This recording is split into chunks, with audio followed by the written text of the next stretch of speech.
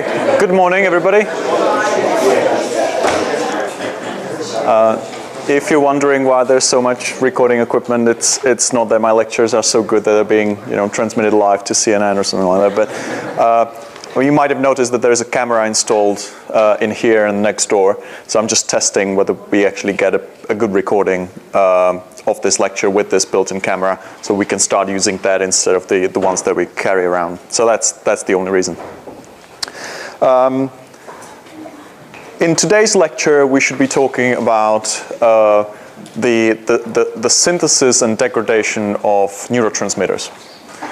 So it's going to be, once again, after a little break, a lecture focused on metabolic pathways. But obviously, there's going to be a lot of other things. It's not just going to be metabolism, but it's going to be other things that I'm going to be talking about. In the previous lecture on synaptic transmission of information in the nervous system, I mentioned most of the things that I will now just recap briefly. Most neurotransmitters, almost all neurotransmitters, are synthesized in the synaptic terminal, in the presynaptic neuron. What is the only exception to that? Which neurotransmitters are not synthesized in the synaptic terminal?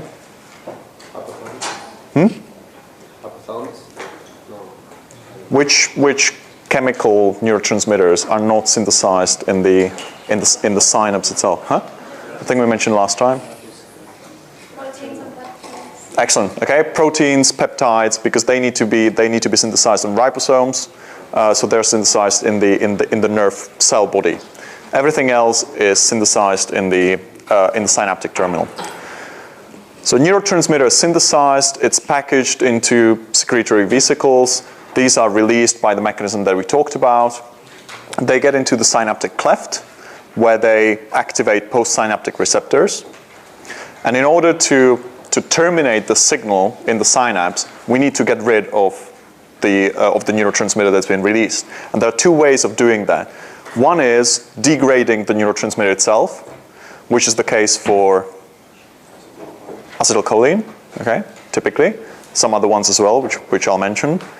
And the other way to do it is to pump the neurotransmitter away from the synapse. So either pump it back into the presynaptic neuron, which is called reuptake, or it can be taken up by some cells sitting around the synapse, which are usually astrocytes.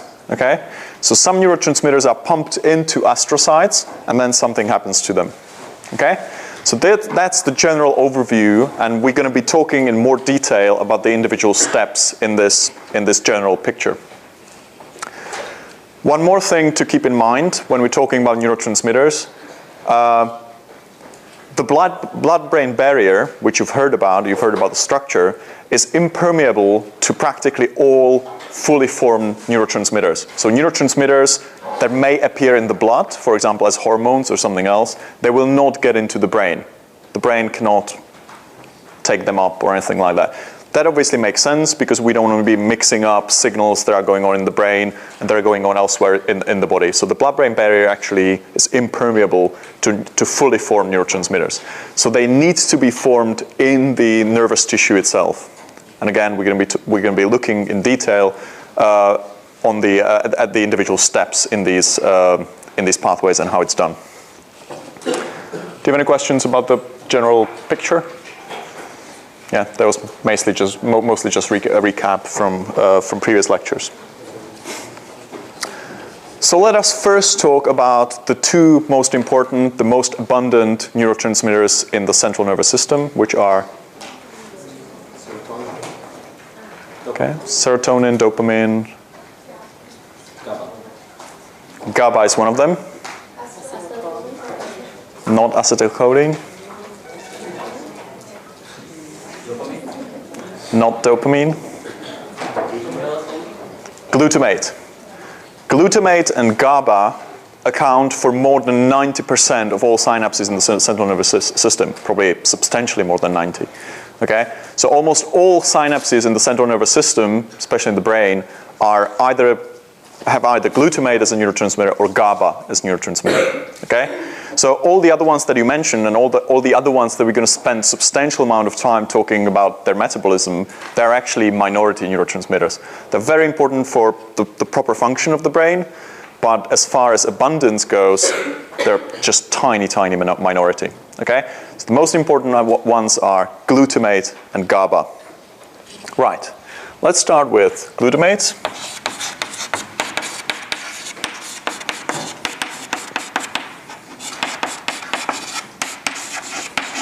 Okay, this is glutamate.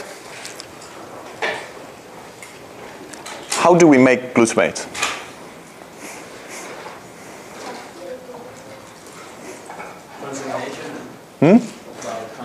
By transamination of what? Excellent. We get it by transamination of alpha-ketoglutarate. And where do we get alpha-ketoglutarate? Krebs cycle, for example. Okay, it's an intermediate in the Krebs cycle. Okay, a very simple synthesis in one step by transamination from alpha-ketoglutarate that we get from the Krebs cycle. Okay, simple synthesis, but we'll see in a minute that neurons actually do it in a slightly different way. But before we talk about that, let us make GABA. Does anyone know how GABA is synthesized? Or what is the,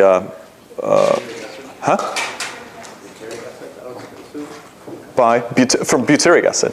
Okay. Well, this is GABA.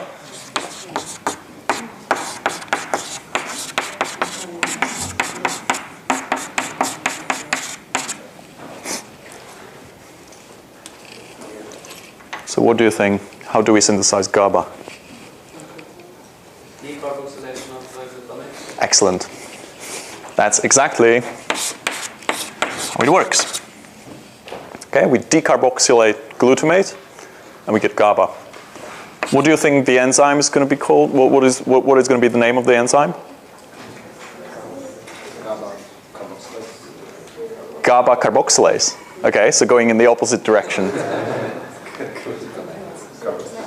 Glutamate decarboxylase. Okay, glutamate decarboxylase. A very important enzyme. You should remember it. Okay, glutamate decarboxylase makes GABA. So that's the chemistry, and there is relatively little that's interesting about that. It's going to be a little bit more, there are going to be some more interesting things about degradation. But let's have a look how it actually works in the central nervous system, in the neurons and other cells.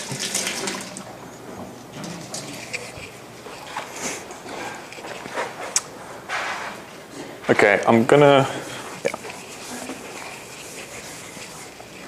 So in order to see the complex metabolism of GABA and glutamate and how it actually works in the nervous system, I'm going to draw a schematic that's going to have two synapses.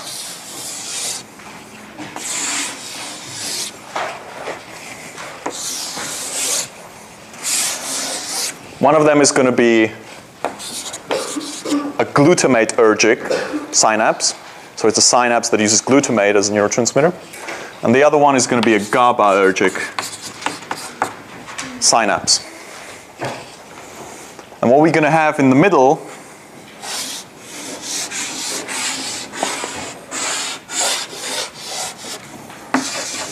is an astrocyte. Now, this is just a scheme so that I can put everything in one picture. I'm not saying that each two synapses, always a glutamatergic and a GABAergic, always have one astrocyte connecting them, okay? It's just a scheme, okay? It's just a picture to explain things, okay? Good. So let's start with the glutamatergic neuron, or the synapse. Now, we have glutamate in the secretory vesicles. Okay, let's now forget how it's made, because we're going to see it in due course. Once the synapse is activated, once the presynaptic neuron is activated, it releases glutamate into the synaptic cleft. And glutamate, after it's there, it activates some receptors here, as usual. Okay, but we need to get rid of glutamate from the synaptic cleft. And you already know how we do that.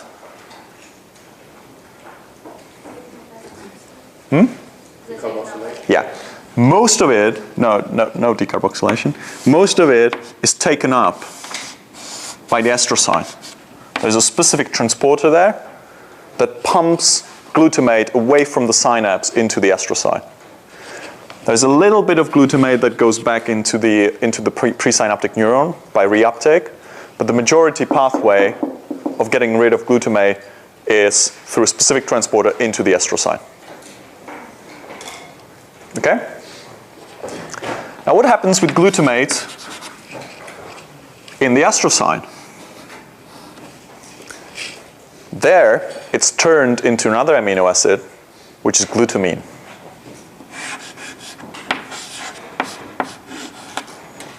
Okay? Glutamate into glutamine. How do we do that? How can we make glutamine from glutamate? Transamination. We can't really use transamination because glutamine is not an amine, it's an amide. It's also an amine, but... I remember we learned it in metabolism because it was used to transport nitrogen Yes. through the blood. Very good, yes. I can't remember the name of the enzyme though. Okay, that's fine, but what do we need for that? So you said that glutamine is used to transport nitrogen in the blood. That's correct. So what kind of... So we need some... Probably need some nitrogen to add to glutamate to make glutamine, yeah? Is it amine group? It's... You attach an amine? That's true. Glutamine is an amide. Yeah, it has an amide group. But how do we make it? Nitric oxide? Nitric oxide? Yeah, No. We actually use ammonia.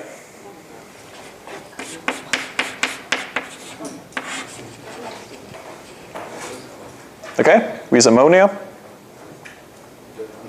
to make glutamine from glutamate. But we need one more thing for that. No? Okay, here you can see that it's actually very useful to know the structures of amino acids. Okay? Because the difference between glutamate and glutamine, so this is glutamate, and glutamine is this. So we definitely don't need any bicarbonate for that. We only need ammonia. But the other thing we need is energy. We need ATP. The enzyme is called glutamine synthetase, a fairly important enzyme in metabolism and in the brain as well. Okay, so from glutamate that was taken up from the synapse, we made glutamine using ammonia and ATP. Now, this glutamine is then exported into the neuron and then recycled to glutamate by an enzyme called glutaminase. Okay, so now we have a nice cycle starting with glutamine, changed into glutamate, released into the synapse, taken up by the astrocyte, turned into glutamine again, re-exported into the neuron. Sorry, can you Yep. repeat the enzyme that does that? This is glutaminase, so an enzyme decomposing glutamine, glutaminase. And this is glutamine synthetase. Okay? So that's one half of the system. Let's now have a look at the GABAergic synapse. So we start with GABA. We release it into the synapse. And what do you think happens to GABA released in the synapse?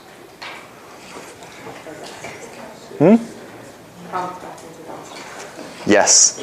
It's taken up into the astrocyte.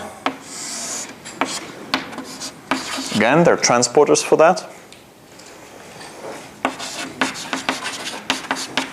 So now we have GABA in the astrocyte. Now the astrocyte needs to do something with this GABA. It can't just recycle it, because even here the recycling is not done with glutamate, is it? Because the astrocyte can't just pump out glutamate, because that would screw up the signaling in the brain. Do you see that reason? Yeah? It needs to turn glutamate, which is a neurotransmitter, into something that's not a neurotransmitter, but can be turned into a neurotransmitter. Okay? So we turn it into glutamine, pump it back. Here, GABA needs to be turned into something else that's not a neurotransmitter and can be recycled into GABA.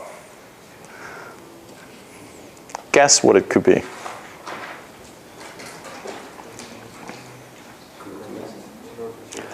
It can't be glutamate, because glutamate is a neurotransmitter. But you're very, very, very close. To glutamine. Okay?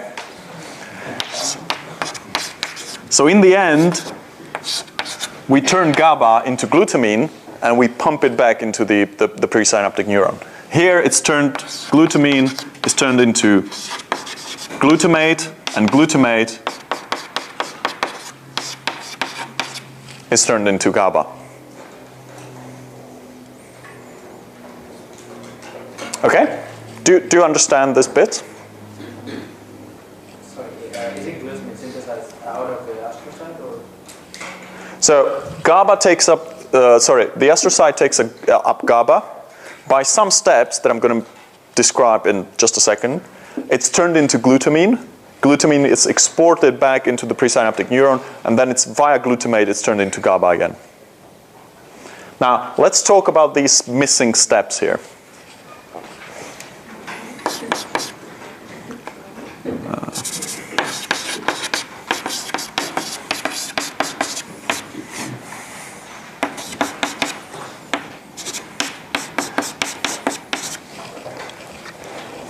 Okay, this is GABA. What can we do with it? We're going to need several steps in order to turn it back into glutamine. Any suggestions what we could do with this molecule? Carboxylation. Okay, that's a very good idea. Basically putting back the carboxyl group and making glutamate. Very good idea. Unfortunately, that would be too easy. So that's not what we do. Okay, first of all, we transaminate this amine. There's transamination going on, okay? The enzyme is called GABA transaminase. And what do you think is going to be the product of this transamination? What's going to happen to this amino group? That's all I'm asking for. Huh? It's going to be removed, and what's going to be there instead of what group is going to be left behind that reaction? Not a carboxyl group. An oxo group. So in this case, it's going to be an aldehyde. Okay? Do you see that? In normal transamination, because it's a secondary carbon, what we get is an oxo group, and in this case, it's a keto group, usually. But here, because it's a primary oxo group, it's an aldehyde.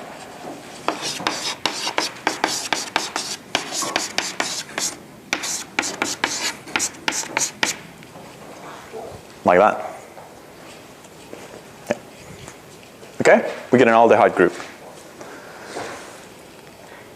What can we do with this aldehyde? Does it look like something? Does it resemble some other chemical that might be an intermediate in some very important metabolic pathway? Huh? Alpha-ketoglutarate, not really. Oxaloacetate, there's even something that resembles even more closely. Malate, not really. I think I've heard it. Succinate. Okay? In one simple step, we can oxidize this aldehyde into carboxyl, and we get succinate.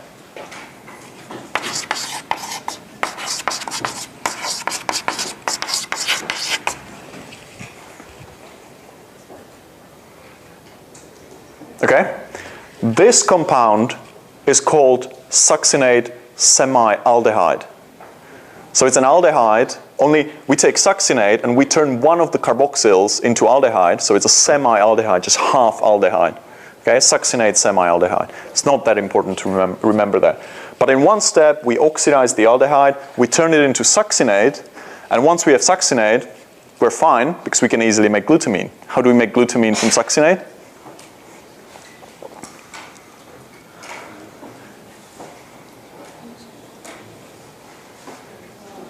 Which pathway is succinate part of? Krebs cycle. Okay. Can we use Krebs cycle maybe to make glutamine in the end? Okay, how?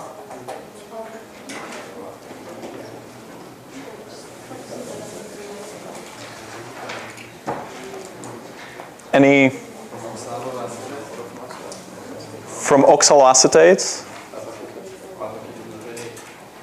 Okay, so yep, you're right, there is oxaloacetate in the Krebs cycle. So what we do, we take succinate, we turn Krebs cycle by about 1/2 turn, so we add acetyl-CoA, we make oxoglutarate, we transaminate oxoglutarate to glutamate, we add another amino group, and we have glutamine. Okay? So what we do here is we turn it to succinate semialdehyde that goes into mitochondria, is turned into succinate. There is the Krebs cycle, so it spits out 2-oxoglutarate, which we then transaminate into glutamate, and we aminate it again to make glutamine.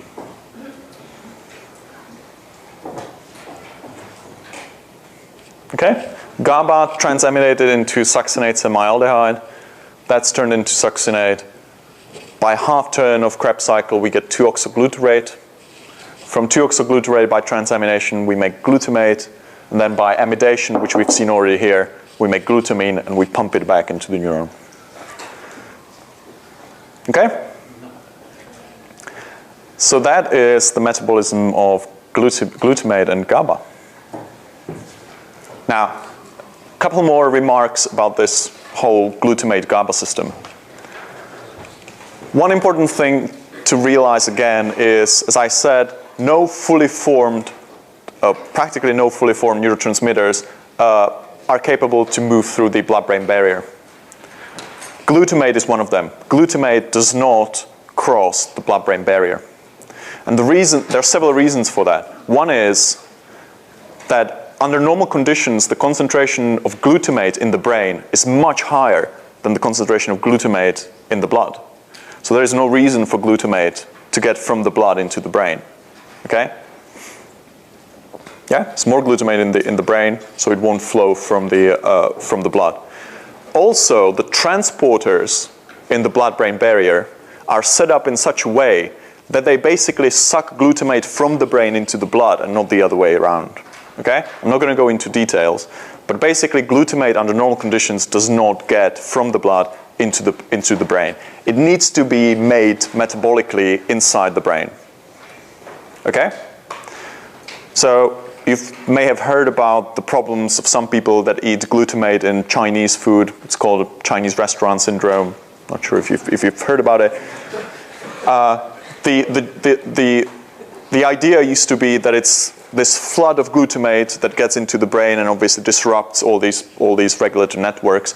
That doesn't seem to be likely, because the amount of glutamate that a person would have to ingest would be just insane in order to get the blood concentration of glutamate so high that it would actually turn around the transport. So there are probably other reasons for what is called a Chinese restaurant syndrome. The other thing that I want to mention, which is a very important clinical correlation of this whole system, there are conditions where the level of ammonia in the blood rises above normal values. It's called hyperammonemia. It's just a descriptive term.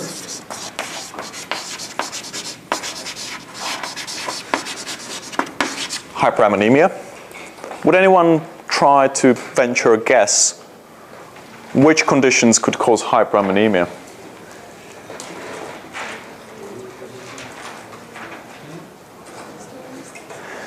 The primary organ, yeah? Liver failure? Very good. Do you want to explain why liver failure would? The urea cycle takes place in the liver, so if you stop that, then you get more ammonia. Excellent. Okay. The liver is the primary organ responsible for removing all sorts of nitrogen, including ammonia. Also, a lot of ammonia comes from the gut, from the intestines, because the bacteria that live there produce a lot of ammonia. So the liver is the first filter through which the blood from the gut goes. So it's responsible for removing most of the ammonia. Now, if there are liver problems like cirrhosis or acute hepatitis or something like that, the liver may not be able to do that, and the level of ammonia starts rising. Now, the first organ that starts suffering is the brain. Can anybody try to explain why the brain would suffer when there's too much ammonia in the blood? Yeah? It would push the equilibrium towards glutamine, so you can't create GABA in that presynaptic neuron to the right there. Oh, here. Here, that basic... No, yeah, I was thinking about that one. Okay. Yeah. Isn't it the same thing? But okay, fair enough. So instead of making glutamate from glutamine, it would be making the opposite, or... Okay? But, I mean, you said it was a neurotransmitter, so if you've got too much glutamate, then you've just got signals happening all the time. So Okay. Isn't that the reason? Or? But why do we have too much glutamate? Because we can't get rid of it. Okay, yeah? Sorry, who was, yeah? Ammonia is capable of crossing the blood-brain. Yeah, definitely. Okay, so all the things that you said are true. The reason why hyperammonemia causes brain problems, it's called encephalopathy, usually liver encephalopathy, is all these reasons. So ammonia, being a small molecule, uncharged molecule, gets very easily through the blood-brain barrier, so it doesn't need any transporters or anything like that. So if there's high level of ammonia in the blood, there's going to be high level of ammonia in the brain. Now, as you correctly said, a lot of these reactions, which are crucial for proper functioning of the brain, require some regulation and are affected by the amount of ammonia. As you correctly said, the synthesis of various and degradation of various neurotransmitters is dependent on the level of ammonia. And the other reason is that the synthesis of glutamine, which also depends on ammonia and is regulated by ammonia levels, also needs ATP. So there's a lot of ammonia. The astrocytes will start producing as much glutamine as they can, and their ATP becomes depleted. And then they suffer because they don't have enough energy for other things. Okay? So liver encephalopathy is caused by a complex dysregulation of this system by ammonia. Okay? So that's a clinical correlation. It's a very, very important condition. Later, you know, in your 4th or 5th year, you can hear about it because it's a very dangerous problem, a very severe one. Okay, any questions about glutamate, GABA, glutamine in the brain? Yep. Can you just quickly go through again how you get from GABA to GABA to Okay. Yep, sure. So we start with GABA. We transaminate it into succinate semialdehyde. Yep. We oxidize it into succinate. Yep. Succinate goes into the Krebs cycle as it is an intermediate. And from the Krebs cycle, instead, we get 2-ketoglutarate, 2-oxoglutarate, whatever you want to call it. What are you used to calling it? Oxoglutarate or ketoglutarate?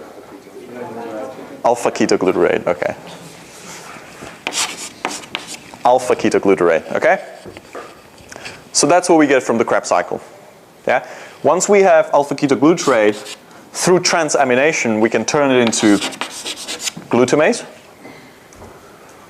Well, and you know how to make glutamine from glutamate already. Yep. All right. Any other question? Isn't there a negative feedback system for the astrocytes? If they, I don't know, it's sort of the ratio ATP-ADP that makes it stop producing, using too much ammonia. There are probably many regulations. So, you know, the astrocyte will know that something is wrong. It will definitely detect low ATP-ADP ratio. It will, you know, detect high AMP, etc. So the astrocyte will know, you know, things are going badly. But the way these metabolic pathways are set up, they're set up in such a way that they seem to be the priority. So Because it's toxic. what is toxic? Ammonia. Well, interestingly, the reason why ammonia is toxic is mostly because it does this. But it probably is toxic on its own, but this is the main effect that you see clinically of toxicity. So it's tricky when you think about why is it set up in such a way that, in liver failure, these things happen. To be honest, I shouldn't be spending too much time talking about this. From an evolutionary point of view, if you had liver failure, you died. So there was no point for the body to be prepared for what to do when there's liver failure. Do you know what I mean? So there are no evolutionary mechanisms how to cope with elevated ammonia levels because they, you would just die. So, okay? So it's set up in such a way that the brain just can't cope with it. Okay. Right. There are no more questions. Let's move on to the next group of neurotransmitters, and those are catecholamines.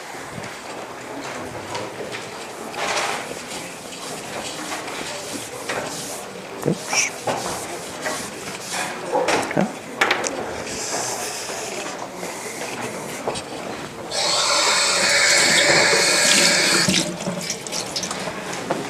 Now, you've already heard about catecholamine synthesis before, so I'm only going to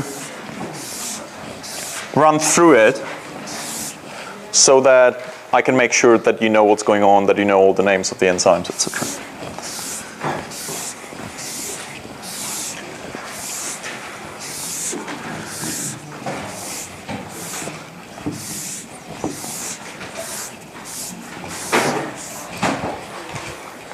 Right. What is the raw material? What is the precursor of catecholamines? Tyrosine, or we can actually go one more step, phenylalanine.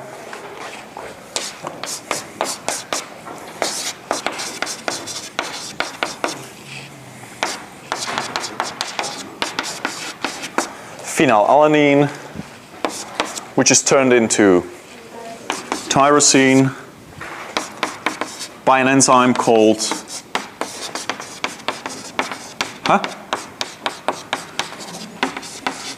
What's the enzyme called?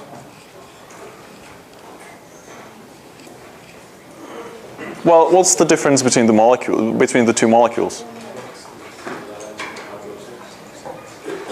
So what's the difference between the two molecules? A hydroxyl group. So the enzyme is going to be called, it's going to be hydroxylase, and specifically phenylalanine hydroxylase. Okay? Good. We have tyrosine. What do we do with tyrosine? There's another hydroxylase which is called tyrosine hydroxylase. Very good. And we make what? Correct. We make L-DOPA.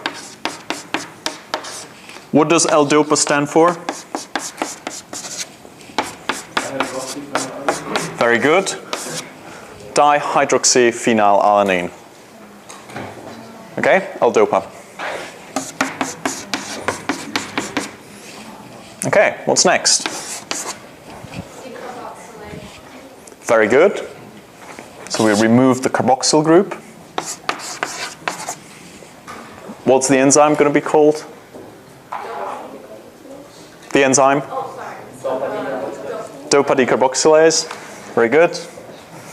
And we get dopamine.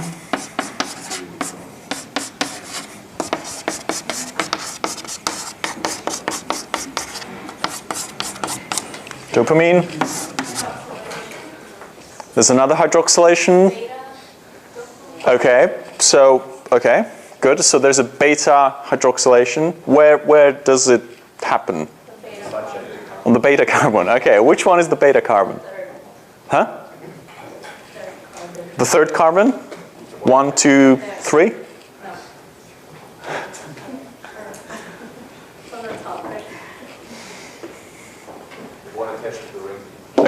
Okay, this is the beta carbon. Okay. Very good. So we hydroxylated. The enzyme is called? Dopamine beta hydroxylase. Very good. Well read. Yes.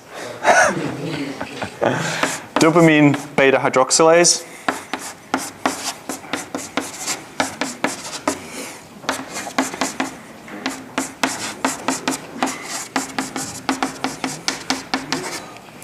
what do we get? Norepinephrine. It's preferable now generally to call it noradrenaline. Okay? So norepinephrine used to be the American way of saying it. But nowadays the standard bodies say that noradrenaline is the preferred name. Okay? I don't care if you call it either, but it's better to call it noradrenaline. Okay? And the final step.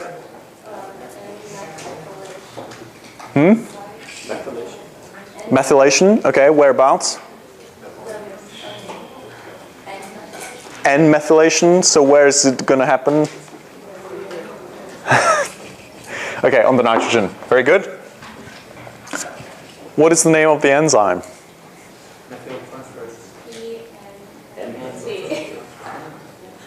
Okay, it's an N-methyltransferase, but there is another bit of the name there.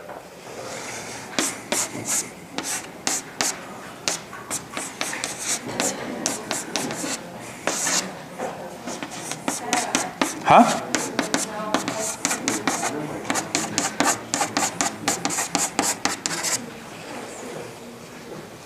The full name is phenylethynylamine N-methyltransferase. Okay, that's a difficult one, so if I were you, I'd look at it. Okay? Could you repeat that, please?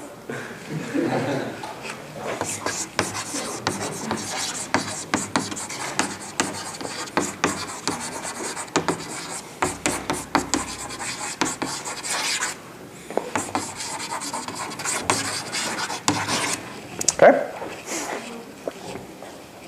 Phenylethynylamine, N-methyltransferase. All right? It actually makes sense because this is phenyl, this is ethanolamine. Okay? We transfer methyl onto a nitrogen. It actually works if you think about it. Right. What is the donor of the methyl group? Where do we get it from?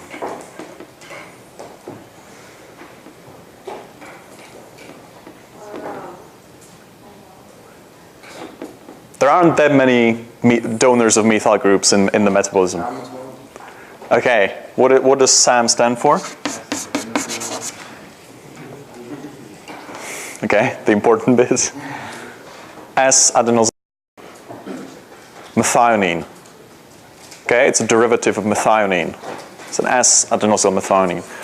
Okay, what is the other source of methyl groups in metabolism?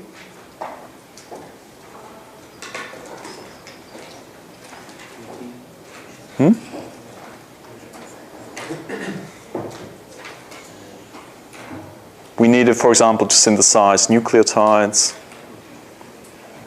thymidine, all sorts of things. Very good, okay? Methylmethylene tetrahydrofolate, so folic acid derivatives. That's the other big group of methyl donors, okay? But in this case, it's S-adenosyl methionine. That's the donor of the methyl group. Good, so that's the synthesis of catecholamines. Now, how do we degrade them? How do we get rid of them? Once again, as with glutamate and GABA, the majority of catecholamines, once they've been released into the synapse, are taken up by other things, usually by the presynaptic neuron. Okay? So we remove catecholamines from the synapse by reuptake. They're taken up back into the presynaptic neuron, and then they are usually recycled for further neurotransmission. Okay? So that's how we terminate the signal. We suck them up back into the presynaptic neuron, and we end the transmission. However, we obviously need ways how to degrade them and completely get rid of them and excrete them. For that, we have two enzymes. Okay, what are they? I can tell you the letters. Okay. Okay, we have monoamine oxidase. And we have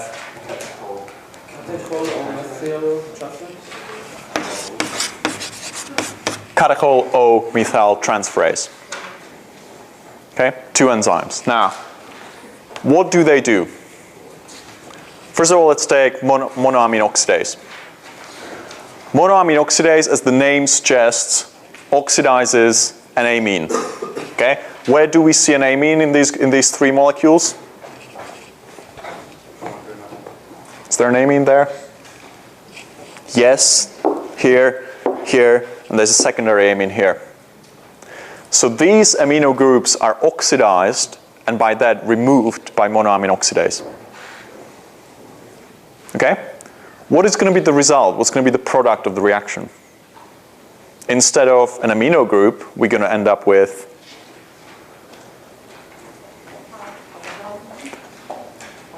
an aldehyde. Very good. Okay? So instead of this,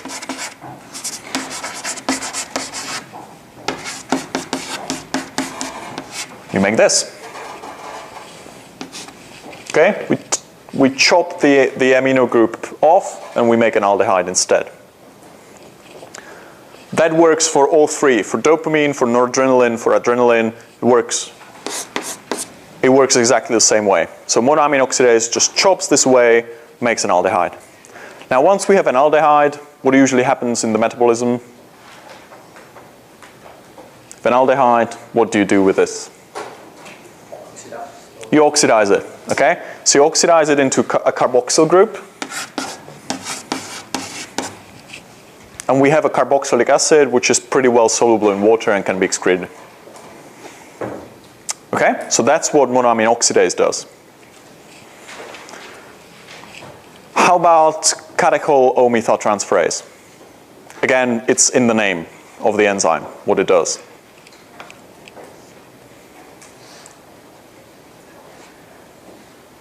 What's catechol?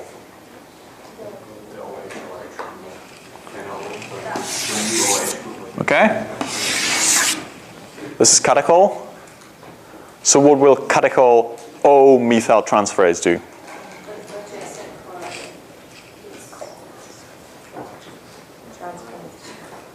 It will transfer a methyl group to where? The OH group that we added in the previous step. Very good. Okay? So it's an O-methyltransferase. So unlike N-methyltransferase that we saw before, which put a methyl group onto nitrogen, this one puts a methyl group onto an oxygen. And it's this oxygen there, or this one here, or that one there. Okay? So monoamine oxidase takes the amino group, chops it away, turns it into aldehyde, and we can then oxidize it into carboxylic acid. Catechol O-methyltransferase takes a methyl group from where? From SAM, yeah, from S-adenosyl methionine, and puts it onto one of the hydroxyl groups into on the catechol ring of catecholamines. Now, the combination of the two produces the major metabolite of noradrenaline and adrenaline, which is called a vanillyl mandelic acid.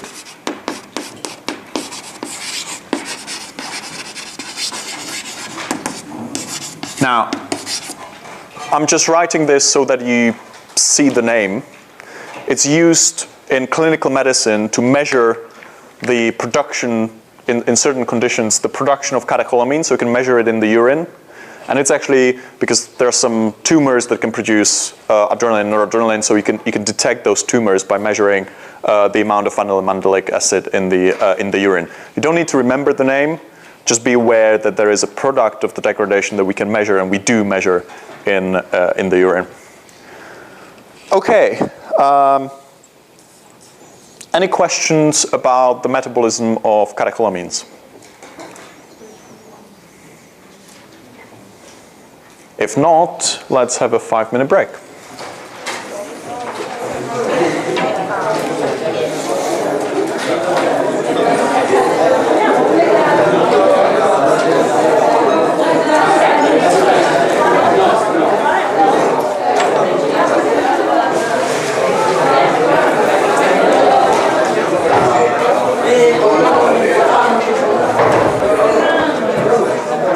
Right.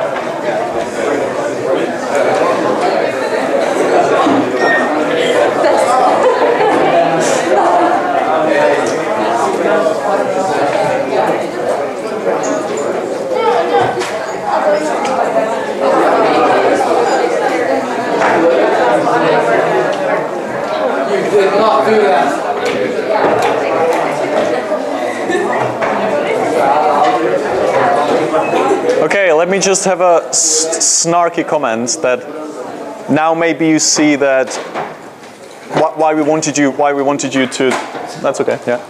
Why we wanted you to learn all the metabolisms of amino acids, because they actually make these things a lot easier. So if you know how normal amino acids are metabolized, you know, remembering and understanding this is actually it's trivial, okay? Anyway, do you have any questions about the first half of the lecture? Did repeat the catecholamine transferase? What did it actually do? Say again? The catecholamine transferase, what did it actually do? Attaches. You mean the catechol O methyl transferase? Yes. Okay. It attaches a methyl group onto one of the hydroxy groups on the catechol ring. One of the hydroxyl groups on the benzene ring. Okay? Just puts a methyl there. So it makes a methoxy group. Yep. And what does that do for us for the degradation of the... First of all, both the enzymes inactivate the catecholamine. Okay? So they stop being neurotransmitters. The other thing, monoamine oxidase makes them more soluble in water, so they can be more easily excreted. Any other questions? If not, let's move on to the next neurotransmitter. It's going to get easier and easier now. The next neurotransmitter is acetylcholine.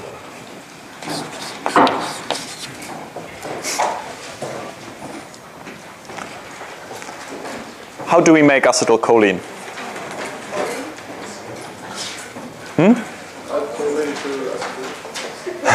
Add choline to acetyl. Okay, that's a good way of doing it. Okay, what is choline? What does it look like?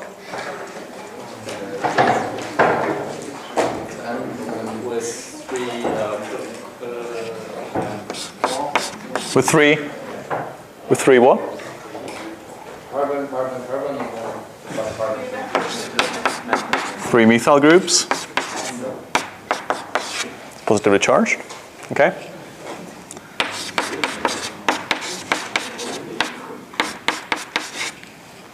Okay, this is what it looks like. This is choline. Now, well, okay, this is choline, okay? So how do we make acetylcholine from that? CH3, 3 times, okay? Let me make it clearer.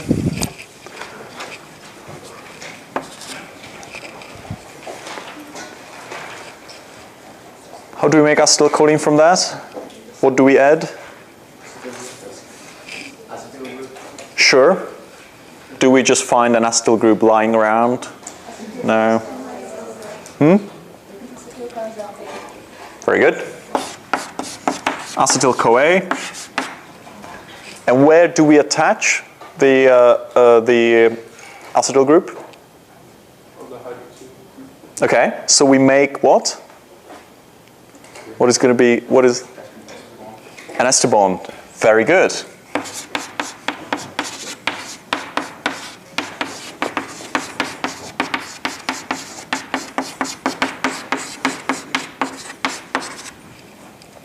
And we have acetylcholine. Right. How do we make choline?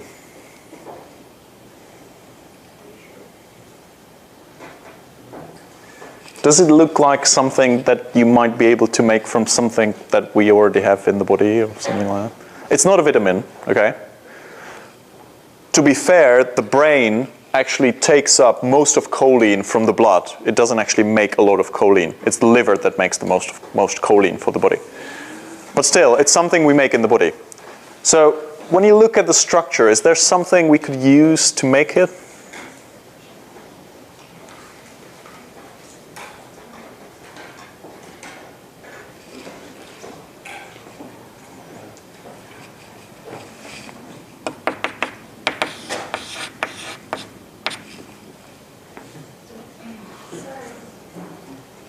Very good. We start with serine.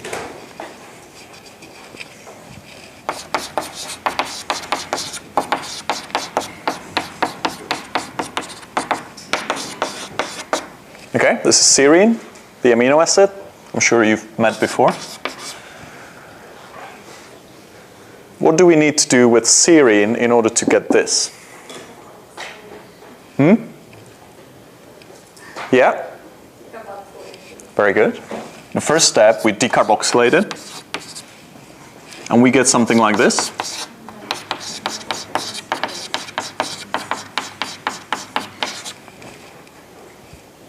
Okay, this is what we get by decarboxylation. What do you think it's called? What do you think is the name of this? We've already seen it before. Huh? No, not the enzyme. I don't care about the enzyme. Well, it is serine decarboxylate, but what is the name of the compound? Very good. It's ethanolamine. Okay, ethanolamine. Remember, we saw it was part of the catecholamine molecule. Okay, so this is ethanolamine, and ethanolamine is also part of phospholipids. You probably remember that from your lectures on phospholipids. Phosphatidylethanolamin is one of the phospholipids. Okay, so from ethanolamine, we make choline by triple methylation. So we methylate it 3 times. What do you think is going to be the source of the methyl group here? Very good. You're in luck. It is indeed S-adenosylmethionine. And we make choline. Okay? From that, we make acetylcholine as we established. How do we break acetylcholine down? You've already heard about that. We have acetylcholine esterase, and we break it down to what?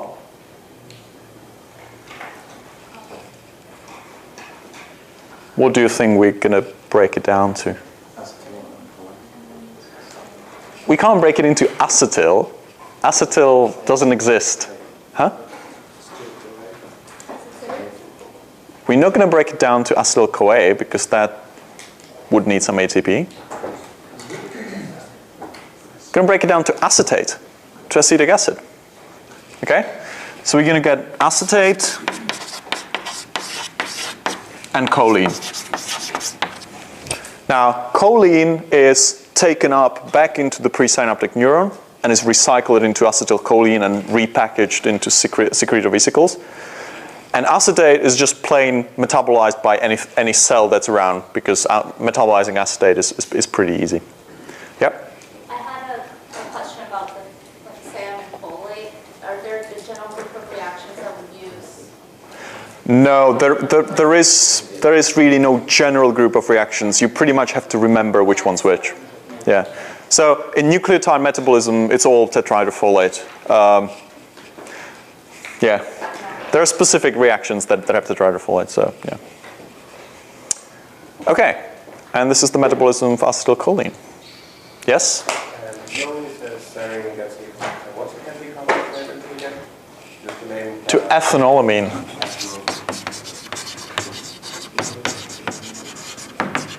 Now, obviously, ethanolamine is not a systematic name. Okay, systematically it would be hydroxyethylamine, but ethanolamine, that's how everyone in biochemistry calls it. Do you have any question? The last step, acetylcholine esterase breaks down this ester bond. It's an esterase. Okay, breaks down this ester bond and makes acetic acid and choline. And that's taken up by the presynaptic neuron and is recycled into acetylcholine. Okay? Good. Any more questions about acetylcholine metabolism? I still see a lot of faces looking at me like, what the hell is he talking about? So, if you don't understand something, just ask. That's why I'm here. Otherwise, you could just watch the video. Do we need to know the structures for the test on Monday? I think they will be helpful. I think they're helpful, yes. You won't be asked to draw them, but they'll be helpful. And these are all the presynaptic plaque, or not plaque, just the presynaptic. There's some size location. Yes. All the neurotransmitters that we've talked about now, well, it's complicated with glutamate and GABA, but they're all synthesized in the nerve terminal. Okay? The only exception are peptides and proteins, and we're going to mention some of them in a bit. But you actually remind me of something, and that's acetylcholine esterase is present in the synaptic cleft. Okay, so it's an extracellular enzyme. It's present in the synaptic cleft, and it degrades acetylcholine that's in the cleft. With monoamine oxidase, that's an intracellular enzyme, and it's actually an enzyme that's present in mitochondria. It's a mitochondrial enzyme. Monoamine oxidase is a mitochondrial enzyme. It's in the outer mitochondrial membrane. Catecholomethyltransferase is also an intracellular enzyme, but it can be secreted by the neurons. So it can be sometimes present in the extracellular fluid as well. Okay, so that's just about the location of these enzymes. Yes? What's the enzyme called that produces acetylcholine? The one before the esterase? Oh, it's called choline acetyltransferase. Okay? Choline acetyltransferase. There's no energy used for this synthesis? Any ATP is used? Okay, does anyone have an answer to, is there no energy used for the synthesis? Okay, acetyl-CoA itself has enough free energy in order to power the synthesis. The same way as it does in the Krebs cycle when forming citrate. Okay. Which cell supplies the acetylcholinesterase? It's in the presynaptic, it's all in the presynaptic neuron. Sorry, in the acetylcholine, oh, it's the postsynaptic cell. Okay, so it puts it on its own membrane. Yeah. Right, let's move on to the next neurotransmitter. And that's serotonin.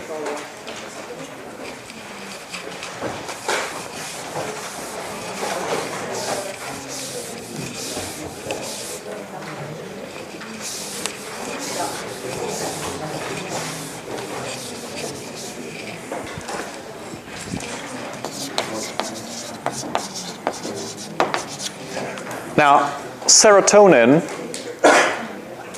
is sometimes called by a name that is more descriptive of its structure, and that's 5-hydroxytryptamine, or abbreviated as 5-HT. Okay? And when in the next lecture we talk about receptors, 5-HT is the abbreviation for serotonin receptors. Okay? So the real name for serotonin is 5-hydroxytryptamine, or abbreviated as 5-HT. So it's 5-hydroxytryptamine. How do you think we're going to make it? What are we going to start? Okay, start with tryptophan.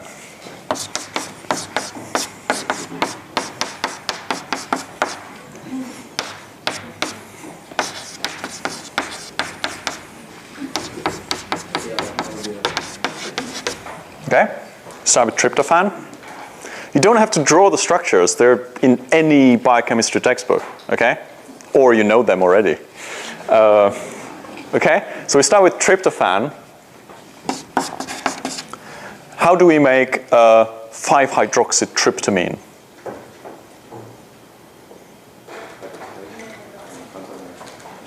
What do you think?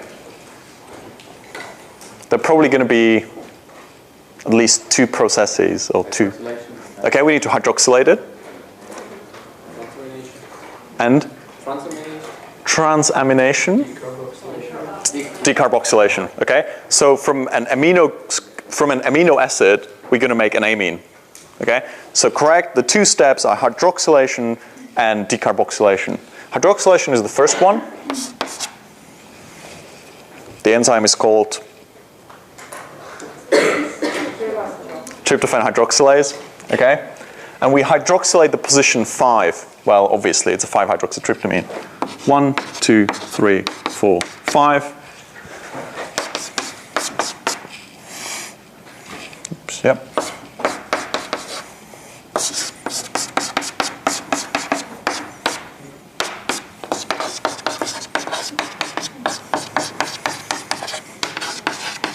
So what do we get from that, from this reaction?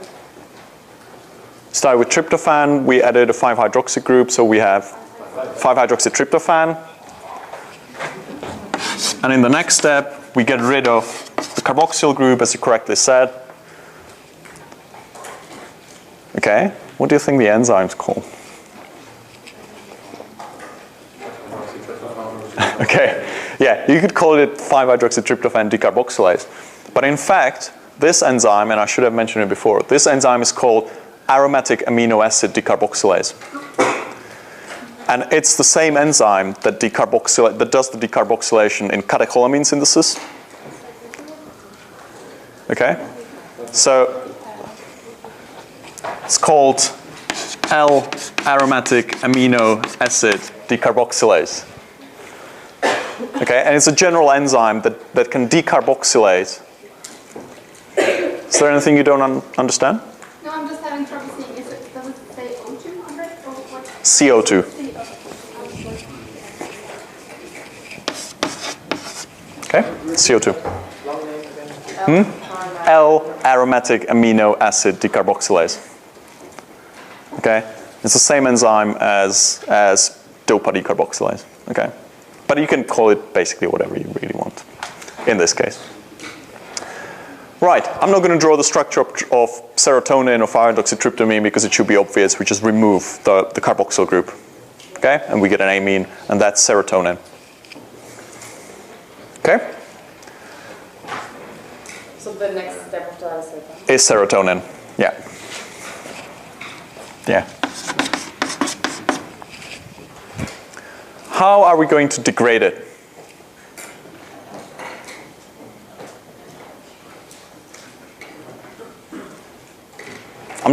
I don't expect you to know it, just, try something. Catechol-O-methyltransferase? Can we use catechol-O-methyltransferase here? Well, there is an OH group. There's no catechol there. Okay, catechol is a benzene ring with 2 hydroxyls. Here we have actually an indole group with a hydroxyl. We can't use catechol-O-methyltransferase, but we can use. Is it pumped back to the presynaptic? Yes. Thanks for reminding me. Yes, serotonin, once it's released into the synaptic cleft, is taken up back into the presynaptic neuron. Okay, so that's again the same thing as for catecholamines is the same for serotonin. It's reuptaken to the presynaptic neuron. But then we also need to get rid of it at some point. So we can't use COMT, but we could use. Okay, we can use MAO, monoamine oxidase. Okay, because we do have an amino group here. Sorry, it should be plus. We do have an amino group there. So we can use monoamine oxidase. And we can oxidize 5-hydroxytryptamine into first an aldehyde and then into carboxylic acid. Same way as with catecholamines. Okay? The final product is called 5-hydroxyindole acetic acid. Again, it can be measured in the urine as a marker for serotonin production in the body. That's all you need to know. Okay? Do you understand how monoamine oxidase will... Also measured with that vanillin mandelic acid? Well, vanilla mandelic acid is the end product of catecholamine degradation. Okay. Well, specifically adrenaline, noradrenaline. 5-hydroxyindole acetic acid is the measure of degradation or the production of serotonin. Okay? So yeah, they're similar markers, but they measure 2 different things. Can you write it down? I can.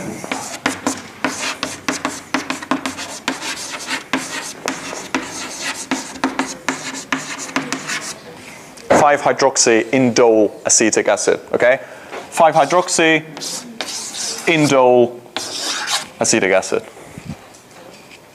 Yeah. You don't need to remember that. Okay. Any questions about serotonin? Yes. You were saying something about MAO. Monoamine oxidase, yes. Yeah.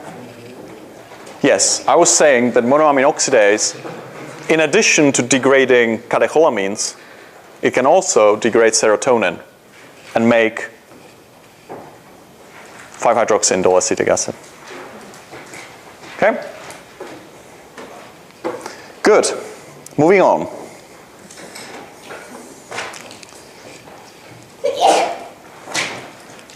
There is another way to not really degrade serotonin, but to turn it into something else. And that's the synthesis of a different hormone called melatonin.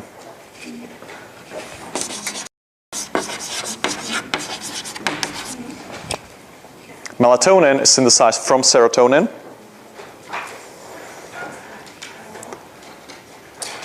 And I'm just going to say that it's synthesized in 2 steps. One is that we add an acetyl group here onto the amino group. So we add an acetyl group here. We make an amide. And then in the next step, we add a methyl group onto the hydroxyl. And that makes melatonin. Don't worry about it, okay? Melatonin is synthesized from serotonin in 2 steps. All you need to know, okay? Those of you who want to look it up, it's everywhere, okay? But I'm not going to go into the individual steps because there's really no point, okay? Now. Good. So let's get to the next neurotransmitter, which is histamine. Now, as promised, it's going to be getting easier and easier.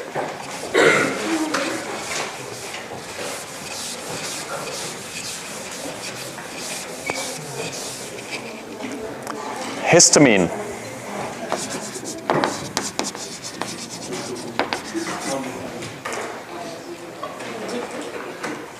Any question? What do you think is going to be the starting material for histamine? Histidine. Very good. How are we going to make histamine from histidine? By decarboxylating it.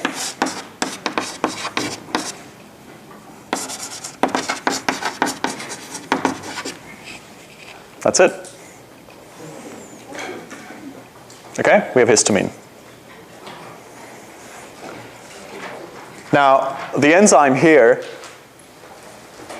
is not aromatic amino acid decarboxylase because histidine is not an aromatic amino acid. Okay, it's called histidine decarboxylase. The degradation of histamine is not done by monoamine oxidase because there are actually 2 amino groups, 2 sort of amines in histidine. So there is an enzyme called diamine oxidase. Now, I'm going to put that in brackets. You don't need to know that, okay? But there's a different enzyme. What you do need to know, it's not metabolized, it's not degraded by monoamine oxidase, okay? There's a different enzyme for that, which is diamine oxidase. Yes? Diamine oxidase degrades histamine. Okay? In a similar way as we saw with monoamine oxidase, just a different enzyme. Okay? That's all for histamine. Can you go back to melatonin real quick? And Yep. How is it degraded? That's a very good question that I got from the Czech students as well. I don't know.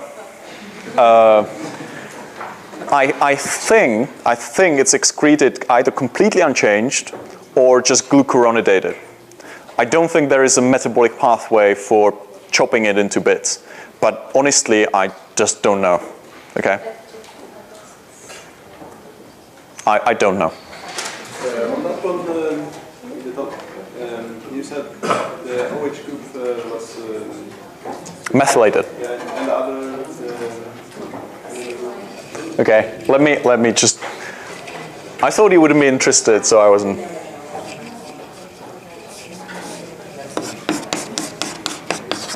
Okay, this now is serotonin. Can you see that? Can you see this is serotonin? Okay, so what we do, the 2 steps that we do to make melatonin, first of all,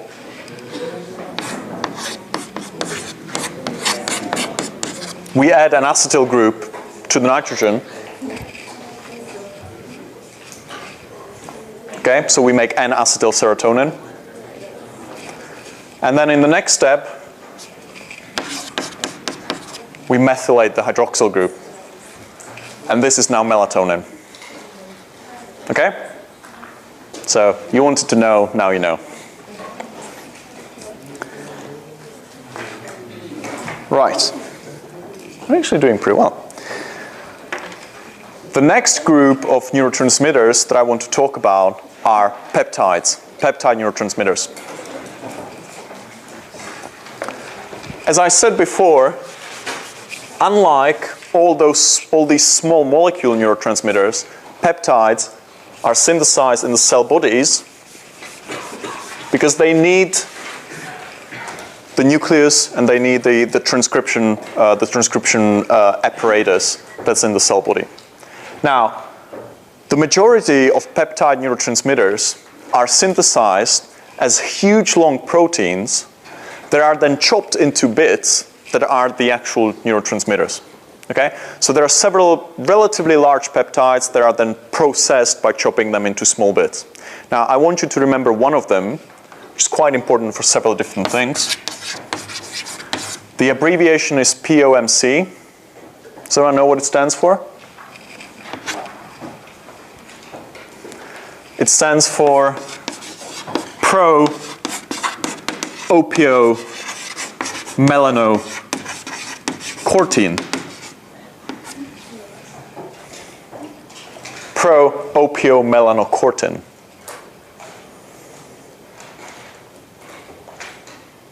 And I'll now explain why this horrible, horrible name.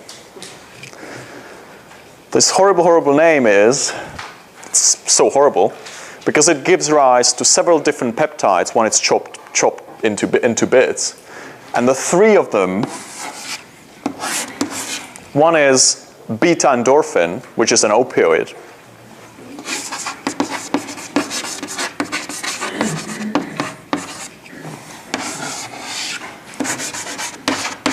Another one is a very strange signaling molecule called melanocyte-stimulating hormone, which in some animals activates melanocytes to basically shift pigment around. Okay? Anyway, melanocyte-stimulating hormone. And another bit that can be formed from pro-opiomelanocortin is the adrenocorticotropic hormone, which you've heard about. So that's the cortin.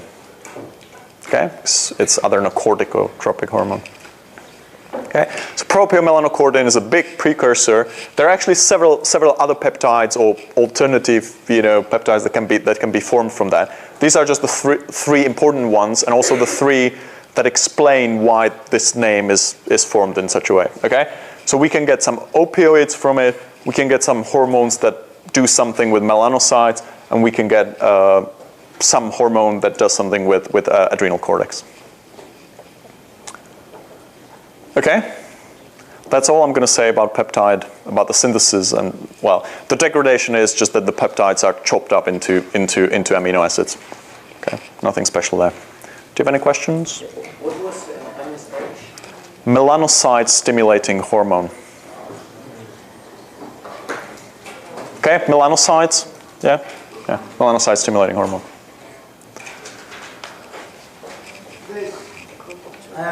One of those that makes a hormone, and it's called pre-pro. I think it might be insulin. Yes. Pre-pro-insulin. Yeah. What's the pre? Because I guess the pro bit is before the. Okay. Does anyone know what the pre-bit is in pre-pro insulin? Location of where it is. It's the signal sequence in the beginning that directs the protein that's being formed into a correct place in the endoplasmic reticulum. So what's the difference between the pro bit and the pre bit? The pro bit means it's unfinished. We need to splice it to get the final product. The pre bit is the signal sequence. But what's the point in the pro if it didn't do anything? It just says it's a protein that is going to be chopped up into the real product. Okay, so what you're saying is, why isn't there opiomelanocortin? Yeah. Is that your question? Yeah. Okay, well that's how it is. Okay, pro-opiomelanocortin is spliced into these products, not into opiomelanocortin. It's just a naming thing. Okay. Yeah. Okay, finally, we get to, well, we still have 3 more groups of neurotransmitters, but we're going to be very quick. Okay, it's gonna be quick. Don't worry.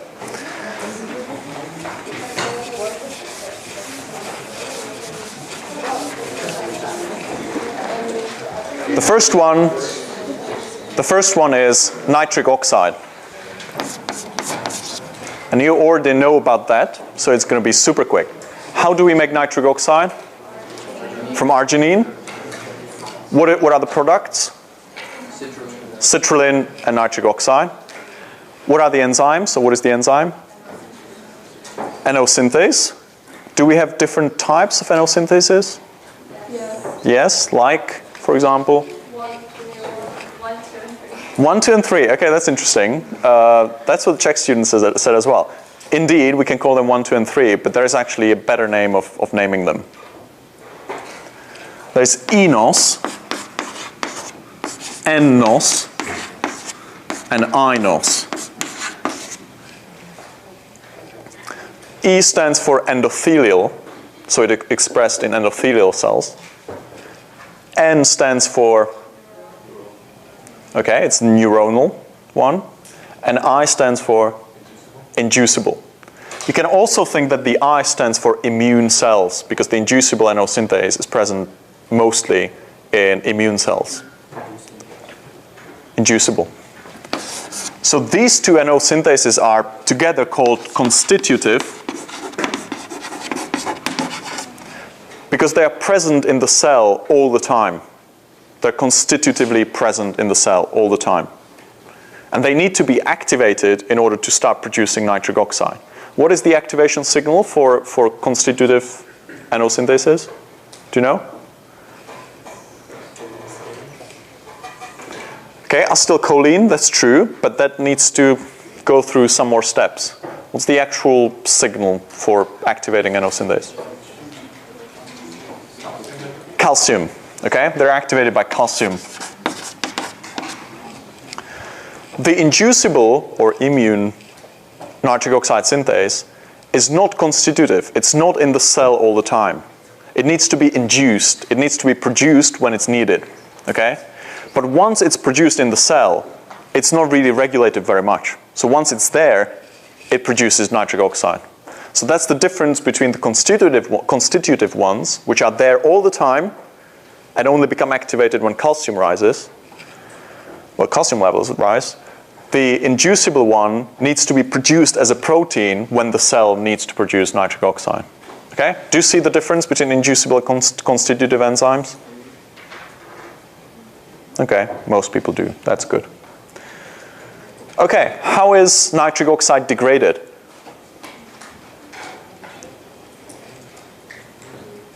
It's made into nitrate. Nitric oxide is degraded by oxidation first into nitrite and then into nitrate.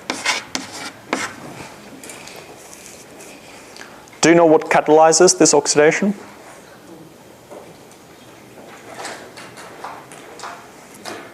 Buffer system in the blood. It is a buffer system in the blood.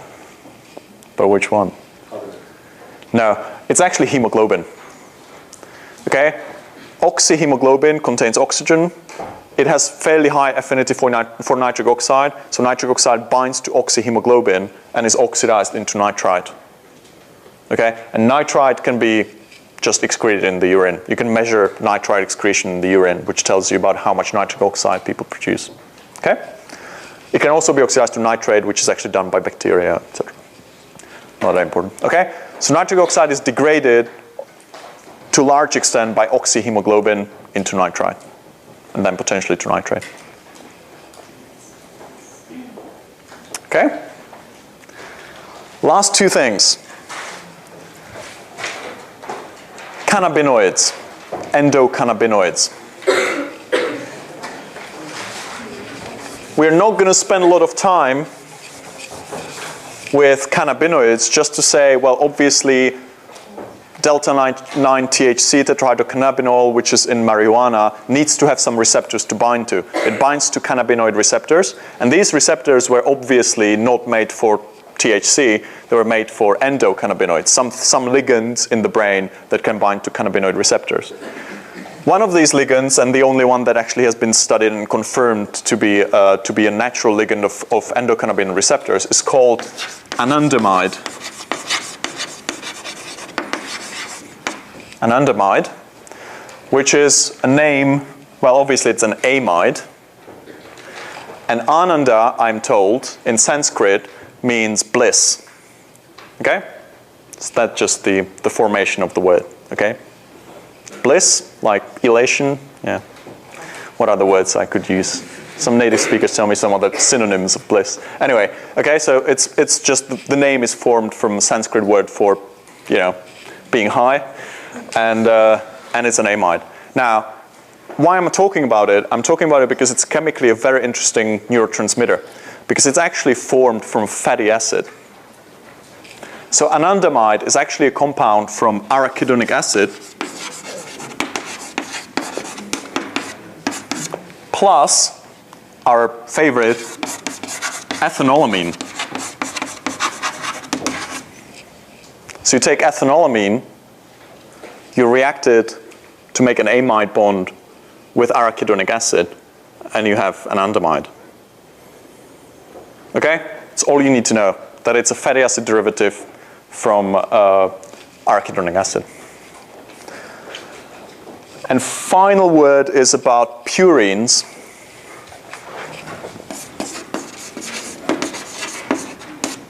And that's just to say that certain purines act as neurotransmitters or co-transmitters or neuromodulators.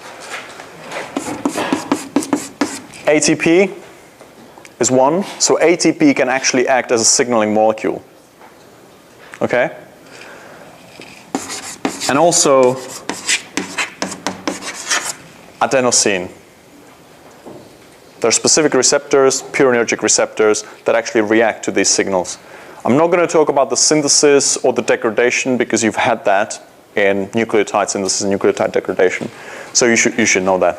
So this was the very last thing. Do you have any questions? What is the effect of neurotransmitters? There are all sorts of effects. There are all sorts of receptors. We're going to talk a little bit more about them in later lectures. A little bit more. Okay.